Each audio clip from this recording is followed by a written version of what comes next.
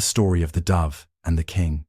Long ago, in a vast and prosperous kingdom, there lived a king who was famous not only for his ability to rule, but also for his passion for hunting.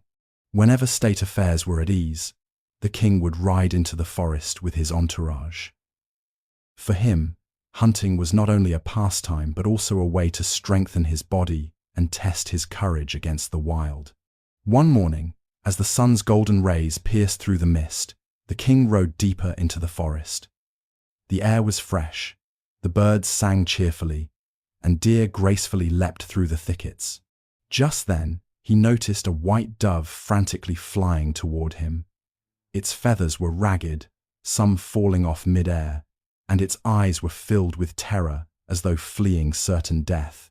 The dove trembled as it landed on the king's cloak, pressing itself tightly against his chest, as if begging for sanctuary.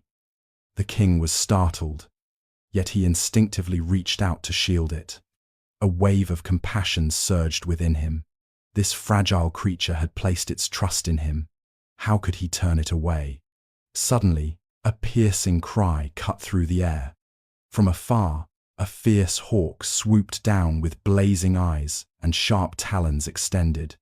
It landed before the king and cried out, "Your Majesty, return the dove to me. It is my prey, and without it, I will surely starve." The king spoke calmly. "This dove came to me seeking refuge. If I surrender it, I would betray its trust. As a ruler, I cannot abandon the weak who turn to me for protection." The hawk, though angry, argued, "You speak of kindness, but what of fairness? If you save the dove, you rob me of my meal and condemn me to death. Where then is justice among all beings?" The king paused. The hawk's reasoning was not without merit. Indeed, one life is no less precious than another. On one side was the dove's safety, and on the other, the hawk's survival. To favor one over the other would mean injustice. After deep thought, the king declared firmly yet compassionately, "You are right. I cannot let you die of hunger, nor can I abandon this dove. Thus, I shall bear the burden of justice myself. Instead of the dove, you shall have flesh from my own body, equal in weight to this bird." A balance scale was brought forth. Gently, the king placed the dove on one side. Without hesitation, he drew his sword and cut a piece of flesh from his thigh, placing it on the other. Yet, to his surprise, the scale did not balance. The side with the dove still sank lower. The king cut more flesh from his shoulder, then his arm. Blood poured onto the forest floor, but the scale remained tipped toward the tiny bird. At last, the king sighed, his eyes resolute. "If parts of my body are not enough, then let my whole being take its place. Only then will justice be complete." With those words, he stepped onto the scale himself, offering his entire body in exchange for the dove's life. At that very moment, a miracle occurred. The dove and the hawk suddenly vanished, and a radiant light filled the forest. From within the light appeared a divine being who spoke in a solemn voice, "O noble king, you have passed the trial.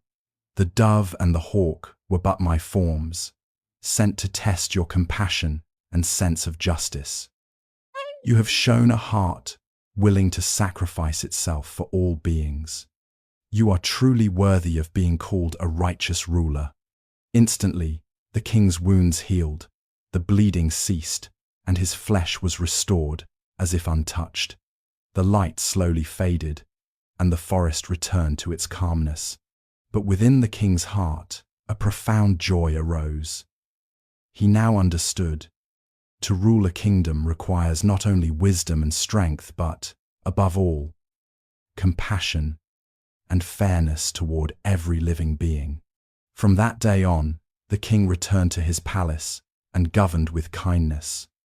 He cared for his people as his own children, protected the weak, listened to the poor, and upheld justice in every decision. Under his reign, the land prospered, and the people praised him as the most virtuous ruler of all time. The tale of the king and the white dove spread across generations, becoming a timeless legend, a lesson in compassion, justice, and selfless sacrifice. Every life deserves respect, no matter how small or weak. True leadership requires both compassion and fairness. The highest form of love is the willingness to sacrifice oneself to protect others.